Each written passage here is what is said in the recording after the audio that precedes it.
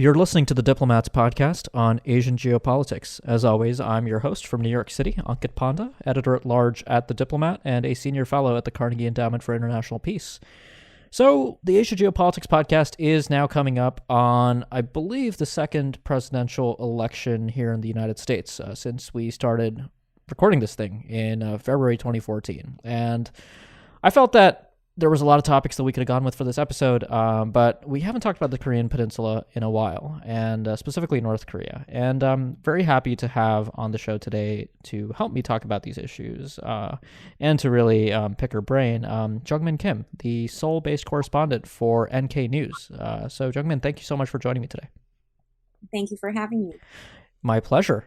So, for listeners who don't know, Jungmin is one of the most astute Korea watchers out there. I highly recommend following her on Twitter. She is an extremely astute observer of not only North Korea but the entire Korean Peninsula, and I rely quite a bit on her reporting. But Jungmin, if it's all right with you, I was hoping today we could just run the gamut a little bit on Korean Peninsula related issues. I mean, we have a lot to talk about. First, we have, of course, the October 10th military parade, which really blew a lot of us away who watch North Korean military equipment.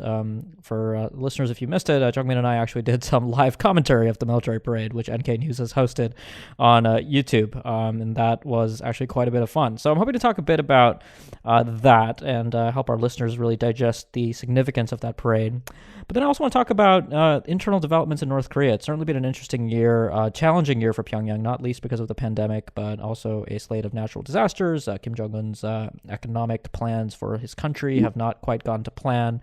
So I'd love to get some of your thoughts on that. And then finally, we can talk a little bit about prospects for diplomacy, particularly as we look ahead to what might come on the other side of November 3rd here in the United States. But without me prattling on for too long, let's talk a little bit about the events of October 10th. I know we're a little bit further out. It is the end of the month, but this was a significant moment. We saw Kim Jong-un's promised new strategic weapon, a very large monster missile. But more importantly, Kim delivered a fairly revealing speech. Jungmin, can you tell us a little bit about the themes in the speech that really jumped out to you? What was Kim's message, not only to his own people, but the outside world? It was a very interesting speech. I know a lot of global headlines focused on how Kim Jong-un shed tears during his speech, which was true.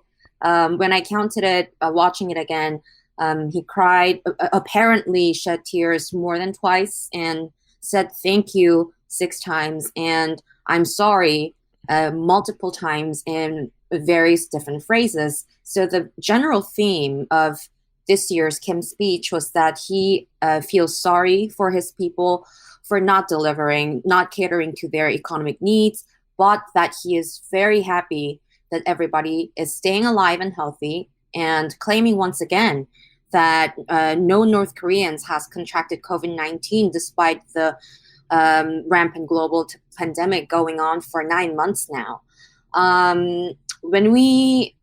He started off with issues on the floods and typhoons. Actually, you mentioned that North Korea went through a lot this year, especially this summer.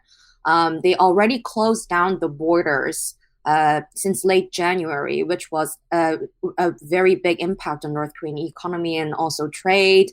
But even like on top of that, this summer there were multiple floods and typhoons. Even like 2 or 3 typhoons in just like a span of 2 weeks. And international organizations and even North Korea itself admitted that thousands were displaced and a lot of houses were destroyed. And if we go back to earlier this year, Kim Jong-un had promised a Pyongyang General Hospital for his people by October 10th. But obviously today is October 29th as I speak, and they did not reveal any results about that construction. And on October 10th, he was saying that he feels so sorry for the people for not providing what they want, and how they are not living an affluent life. And in the meanwhile, how he had to ask for people's help, especially the soldier builders and the elites from Pyongyang, to be dispatched to the places where they Hmm. were damaged by the flood and typhoon, and where they had to rebuild all these um, dozens and dozens of houses. And that was the first time he shed tears. And the second time was when he was talking about COVID. Um, he he was talking about how North Korea succeeded in the effort to lock down the border and safeguard its people from the pandemic. And the logic, it seemed, for him to cry and say thank you was that he was so concerned, first of all. He very, I guess, honestly admitted that he was concerned for the entire year, but that he was happy that although people are not that affluent and not economically doing well, at least, quote unquote, we are a harmonious family that that is staying healthy and alive. And these were the two main themes of Kim Jong Un thanking and being sorry. Hmm. And even aside from that, people originally expected that he may have some message towards Washington because the election is coming up. But as we all know, a mission is also important with Kim Jong Un's speech and a North Korean leader's speech. He did not mention United States by name. He did mention hostile forces a couple of times, which is like a code word for America. And he did mention sanctions and how it is still influencing economic woes in North Korea, but he didn't call out Washington, which was interesting.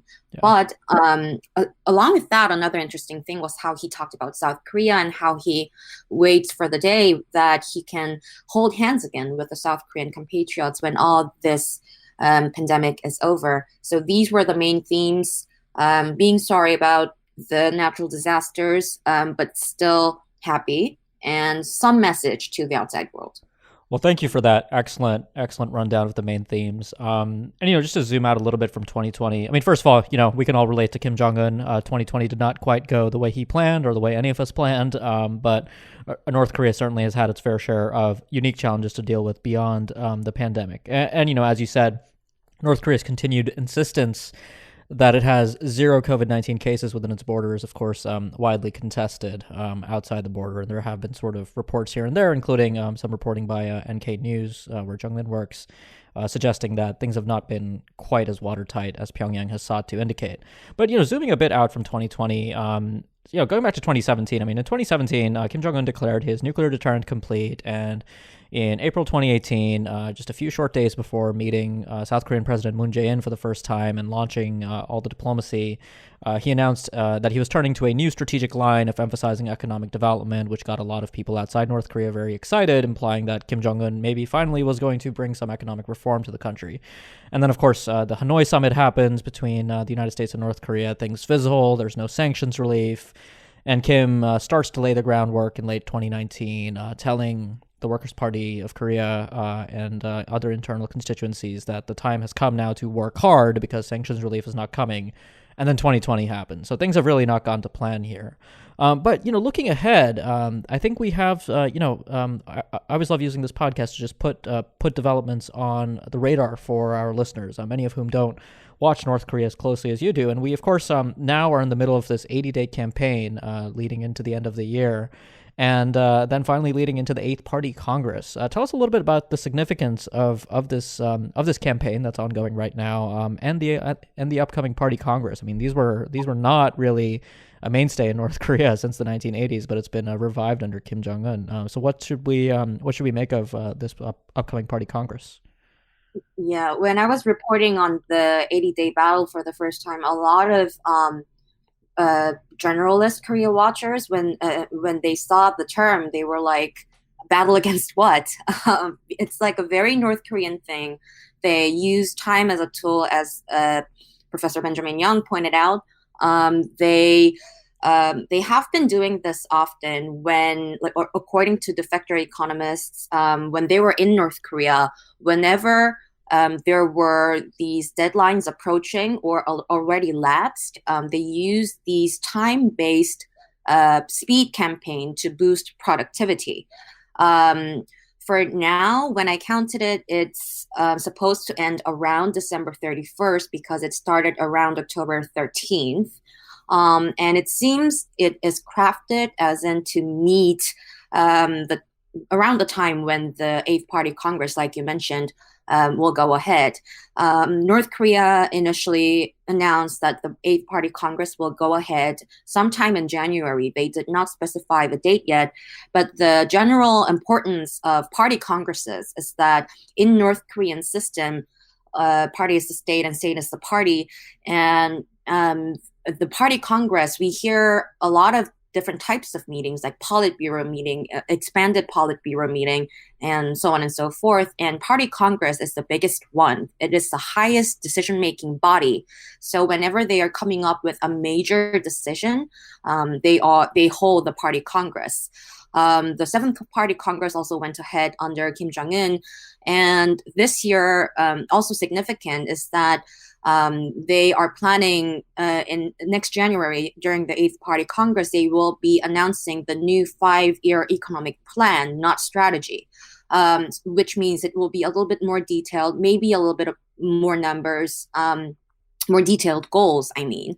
So the 80-day battle, the way in which it is framed right now in state media is that until the Eighth Party Congress, first of all, they have this remaining plan that they already had, which was the 5-year economic strategy.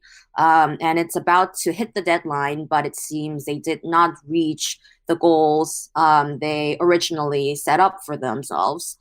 So they are using these 80 days until the new year to boost productivity or speed up the constructions in certain areas in North Korea. And as we all know, last year, the deadline was set for everybody else outside North Korea because they were talking about year-end deadline for Washington. But this year, it seems the focus is more on the domestic economic goals rather than, I don't know, international issues. And although they are maybe on the surface focusing on the economic side of the statecraft, maybe also the party congress falls sometime around or before the inauguration in America. So there could be some United States related message depending on who gets elected in the White House. Right, right. And, this is sort of a narrower point, but so Kim Jong-un has been, he set himself apart from his much more introverted father by bringing back his grandfather's tradition of a New Year's speech. And he started this in 2013. But last year, or at the end of 2019, that speech was substituted with an address to a meeting of the Central Committee of the Seventh Workers' Party. And he, basically used that occasion to deliver an analog for what would be a New Year's speech. Do you think the party Congress, again, we don't know the exact date, it might be January 1st, might be later. Do you think we'll see something similar, or do you think Kim might go back to the more traditional format this year? I know prediction is always perilous business with North Korea, but I thought I'd just be annoying and ask you that. Well, I do guess that they may be considering replacing the New Year's address with something like a Eighth Party Congress readout or something related to the wrap up of 80-day battle. A lot of North Korea experts actually are expecting that maybe the New Year's address will be replaced with the Eighth Party Congress. The reason is whenever the North Korean leader delivers a New Year's speech, they have to recount the achievements the country observed in the past year. But this year, honestly, if I were Kim Jong-un, I wouldn't have much to talk about. And he already talked about how the country was safe against COVID-19 in his October 10th speech. And I don't think he has nothing else, like nothing immensely new to bring to the New Year's speech. And probably the readout for the party congress would be better for saving face. And also the party congress would be more about the prospects, future prospects, the 5-year plan, rather than recounting. So yes, I do think that it is certainly possible.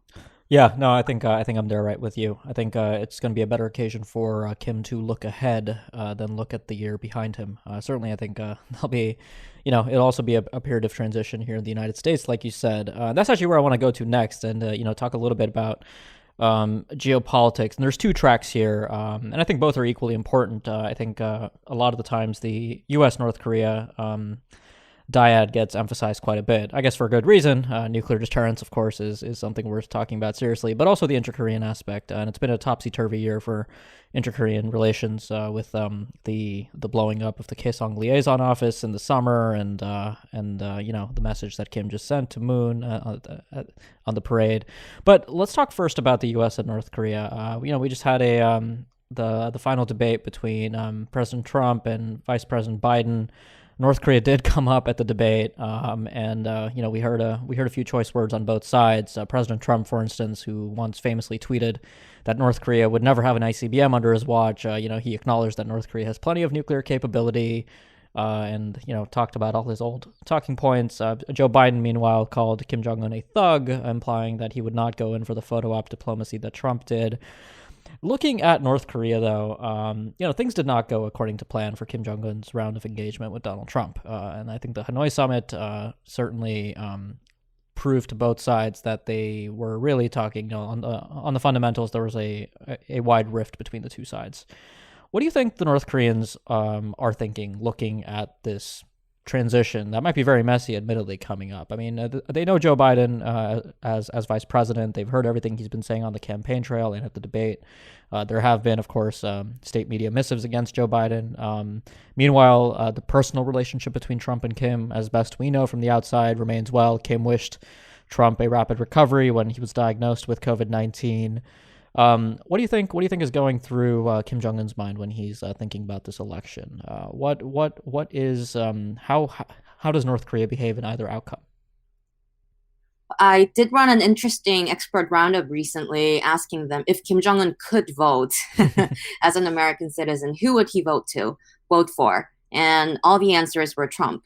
It's no secret that North Korean leadership try to stay low key with United States for the past couple of months, and they after Hanoi summit when Trump walked away from Kim, it would have been a trauma for Kim, but still afterwards they tried not to ruin the personal relations with President Trump and between President Trump and Kim Jong Un, and that's no secret. But still, either side wins, it would be a problem for them, and it would be a conundrum for them because, first of all, if Biden wins, they will have to. A lot of experts are expecting that there would be an ICBM testing or a Pukguksong 4 testing or something similar before inauguration, right? To use that as a leverage against Washington. They will be thinking about the right timing to use the leverage in order to have have a better hand in this deal potentially with Biden. Although a lot of people were talking about how Biden will reinstate this strategic patience, it seems the Biden administration will also know that a lot has changed. And during the debate, Biden did say that under some conditions he will be willing, but that condition means they will actually work on some tangible progress on denuclearization deal. So that would be a problem. But even if Trump wins, which will probably be Pyongyang's preferred option, they already failed in Hanoi, and it's been like more than a year, and they could not come to an agreement on Yangbyon plus Alpha or whatever. They could not agree on the term. Even if the summit diplomacy was going on, it halted because of that fundamental gap. So if Trump wins, Pyongyang will have to come up with a strategy to, work with him for a next few more years, and that would also be a problem for Pyongyang. So, either of them wins. I don't know. It will be interesting to see if they mention anything about the U.S. in the party Congress. Yeah, absolutely. I mean, I can't really imagine the North Koreans offering a fundamentally new negotiating position coming up, but I think there are questions about the kinds of leverage they might seek if we are indeed heading into a new so-called political military campaign where the North Koreans test capabilities. We see that their capabilities are advancing and we don't want them to advance, so we say, okay, let's talk, and we go into another round. And on the Biden side, I mean, it is interesting if obviously all the polls are heavily in favor of a Biden victory, although caveat emptor when it comes to polling, I suppose. But even in a scenario where Biden is inaugurated, I mean, there would be a policy review, right? Things said on a debate stage during the heat of the campaign, and I said this on Twitter. I mean, candidates campaign in poetry and govern in prose. Calling Kim Jong-un a thug is easy at a debate, but then once you're in office, you do a policy review, and that's where I think there's going to be a lot of interesting dynamics playing out, right? I mean, something we learned from the Democratic primaries, at least, is that a big chunk of the Democratic foreign policy community that focuses on nonproliferation, North Korea, is sort of having that debate that experts have been having for a while now, which is that, this is no longer a nonproliferation problem, so maybe we need to consider a new approach. And while I wouldn't put my money on Biden settling on that, given the strong bias towards, I guess, inertia in U.S. foreign policy, right? Inertia meaning that we might end up more where we were in 2016, even if North Korea's capabilities have advanced significantly. But that certainly is, something to keep an eye out for. But let's talk a little bit about Seoul. I mean, it's been, of course, South Korea has won international plaudits for its handling of the pandemic, but it's been the inter-Korean agenda remains at the top of President Moon's portfolio. Him and the Progressive Coalition, of course, after the April elections, have a remarkable degree of political capital to potentially be spent. But there are constraints, being, of course, sanctions, the United States. How does Seoul view, first of all, the stakes in the U.S. election, and what are the prognoses for inter-Korean relations in either, I guess, outcome here in the United States? If I were Moon Jae-in, I would be having some headaches right now. It's a big dilemma for South Korea, although a lot of North Korea watchers focus on whether or not Moon will prefer a top-down summit-style leader or a working level emphasis, bottom-up diplomacy type leader. It's not always just about North Korea, right? Mm-hmm. For South Korea, OPCON is also important. Alliance is also important. The cost sharing deal is also very important, and that deal has been going nowhere for months now. So if Trump wins, maybe for Moon Jae-in and Moon Jae-in, there would be a better chance to reignite the symmetry, which will definitely help Moon Jae-in to have some more progress in inter-Korean relations as well, partly because inter-Korean relations was going through an impasse because the United States was not having a good relations with North Korea since Hanoi. But in terms of alliance, we do know, everybody knows that Trump is not a big fan of being a responsible and committed American a friend, an ally to in a traditional sense, right? So if South Korea prioritizes the alliance issue, they would maybe prefer Biden because he's more of an institutionalist and he is more traditional. He focuses a lot of human rights and like traditional values, democracy. In contrast to Trump, who sort of has been, for the past 4 years, has been seeing the alliance issue in a very businessman type of rhetoric, like making a business deal when he sees the cost sharing deal. So it would be a dilemma for Moon. Again, whoever wins the White House, he cannot have both, I think. And I think going back to North Korea and the United States, this timing thing, it would be a complication for Pyongyang as well. Although Pyongyang has been slamming Seoul for not being a good mediator or trying to be a mediator, they still we have to give credit to Seoul for jumpstarting the relations early on, the detente early on when they talked about the Olympics and so on and so forth. So Seoul does have a role sometimes. But Moon Jae-in only has a very few months left, 2 years left, and if even if a new administration comes in or Trump is reelected, there would be a very little time, a very small window of opportunity for Pyongyang to have both Trump and Moon Jae-in together, which has been like a very good combination for a lot of summitries in 2018. So it's a very complicated situation right now for all three countries. Yeah, no, the stakes are quite high as we head into this final stretch in 2020. So look, we are running low on time, but I wanted to ask you before we close out. We've covered a lot of ground right now, but of course, I know you look at North Korea very closely, and I wanted to ask you, as somebody who spends her time living and breathing North Korea 24/7, what's something that isn't really getting the kind of attention it should be, or what's something that you think is just underemphasized when it comes to North Korea right now in late 2020? What's something that our listeners should be watching for as we head into the transition?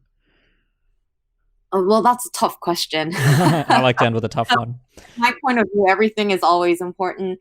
I think two things. First of all, in the October military parade, I think, especially in South Korea, because of the theatrical um, features of the speech, people did not pay that much attention to how they phrase the war deterrent. We talked about this a little bit during the live commentary, but it seems that they're still playing with the term preemptive strike, and they are still phrasing the war deterrent and how they will keep strengthening the war deterrent as the same way that they pronounced in the December plenum last year, that right now they are embracing for a long-term confrontation with the United States, and that the only way to safeguard their security is through having war deterrent, meaning their strategic weapons and nuclear deterrent as well. And we have to see from this that Pyongyang's view on this wouldn't change that easily, whether or not Trump is reelected. So this is a more fundamental issue, whether or not North Korea really thinks about denuclearization, if it's possible, or if people are on the same terms, if Trump and Kim Jong-un are, when they talk about denuclearization or war deterrent, if they are talking about the same issue. So we have this fundamental thing that we didn't get to solve for the 4 years, and now we're headed to the November election, and whoever comes in, they have to solve this more fundamental value gap or definition gap regarding war deterrent and denuclearization. And the second thing is that North Korea, although a lot of people, when they see North Korea, they tend to think more about how North Korea views other countries and how they shape their policy based on that. But it's not always just about the international relations that they care about or their relations with America. A lot of times, their policy, it's decided because of domestic reasons, because they have to cater to the needs of the people, or they have to handle certain things about demotion or promotion in the leadership.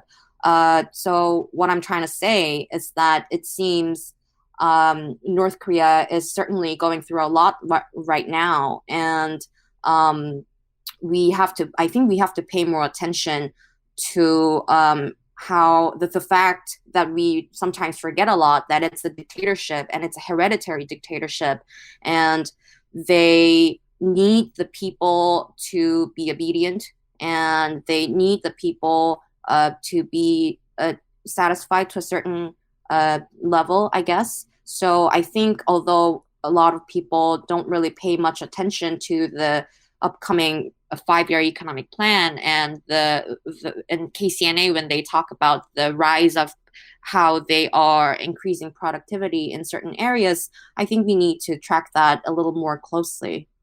Two very good points. Yeah, absolutely. I mean, on the second point, this is something I bring up a lot. Is politics exists everywhere, and it even exists in monolithic authoritarian states like North Korea. Even if it doesn't exist in the same way that we understand it in democratic societies. Kim has constituencies that he overseas and needs to concern himself with. So that's very important, and certainly on the deterrent. I mean, we could talk about that all day.